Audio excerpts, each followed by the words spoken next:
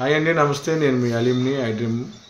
మొత్తానికి విజయవాడకు సంబంధించి సెంట్రల్ నియోజకవర్గ సీటుకు సంబంధించి నిన్న రాత్రి నుంచి కూడాను ఎవరైతే ఎమ్మెల్యేగా అక్కడ బాధ్యతలు నిర్వహిస్తున్నారో ఎమ్మెల్యే మల్లాది విష్ణుతో ఇటు రాజ్యసభ సభ్యులు అయోధ్య రామిరెడ్డి పలు దఫాలుగా చర్చలను కొనసాగించారు. ఏదైతే సీట్లకు సంబంధించి మార్పులు చేర్పులలో తనకు అన్యాయం జరిగిందని గత కొద్ది రోజుల నుంచి కూడాను ఎమ్మెల్యే వెల్లంపల్లికి ఆ ప్రాంతంలో సీటు కేటాయించడంపై ఆందోళన వ్యక్తం చేస్తున్నారు సెంట్రల్ నియోజకవర్గ ఎమ్మెల్యే మల్లాది విష్ణు. ఈ నేపథ్యంలో ఎమ్మెల్యే మల్లాది విష్ణుకు బుజ్జగింపుల పర్వం కొనసాగింది. దీనికి సంబంధించి బాధ్యతలను రాజ్యసభ సభ్యులు అయోధ్య రామిరెడ్డికి అప్పగించారు ముఖ్యమంత్రి వైఎస్ జగన్మోహన్ రెడ్డి. ఈ నేపథ్యంలో ఎందుకని సీటు కేటాయించలేదు, తర్వాత జరిగే పరిణామాల్లో ఎలా ఉంటాయి, అలాగే పార్టీ అధికారంలో వచ్చిన తర్వాత ఎమ్మెల్యే మల్లాది విష్ణుకు ఎటువంటి ఉపయోగం పార్టీ చేస్తుంది, ఎటువంటి సముచిత స్థానం కల్పిస్తుంది అనే దాని మీద కూడాను సుదీర్ఘంగా చర్చలు జరపడం జరిగింది. ఇందులో భాగంగా ఎమ్మెల్సీ మర్రి రాజశేఖర్ కూడాను ఈ చర్చల్లో పాల్గొన్నారు. అయితే అయోధ్య రామిరెడ్డి చర్చలు జరుపుతున్నప్పుడు స్థానికంగా ఉన్న మల్లాది విష్ణు వర్గీయులు పెద్ద ఎత్తున కూడాను ఆ ప్రాంతానికి చేరుకున్నారు. విజయవాడ సింగనగర్లోని మల్లాది విష్ణు కార్యాలయం వద్ద కాసేపు ఉద్రిక్తత పరిస్థితులు నెలకొన్నాయి. పార్టీ అధిష్టానం ఏ విధంగా ఆదేశిస్తే అలాగే నడుచుకోవాలని చెప్పి కూడాను అయోధ్య రామిరెడ్డి ఎంపీ ఎవరైతే రాజ్యసభ సభ్యులు ఉన్నారో ఆయన ప్రత్యేకంగా మల్లాది విష్ణుతో 1.5-2 గంటల పైగా కూడాను చర్చలు జరిపారు.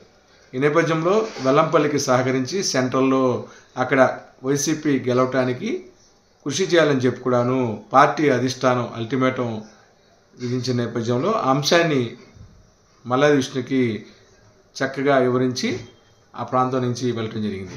అయితే ఇవన్నీ ఒక ఎత్తు అయితే విజయవాడ సెంట్రల్ నియోజకవర్గంలో ఓట్ల శాతం తదితర అంశాలన్నీ పరిశీలించిన తర్వాత ఈ ప్రాంతంలో పశ్చిమ నియోజకవర్గం ఎమ్మెల్యే వెల్లంపల్లి శ్రీనివాస్కి సెంట్రల్ నియోజకవర్గాన్ని కేటాయించారు. అయితే ఇక్కడే మరో ట్విస్ట్ ఉంది.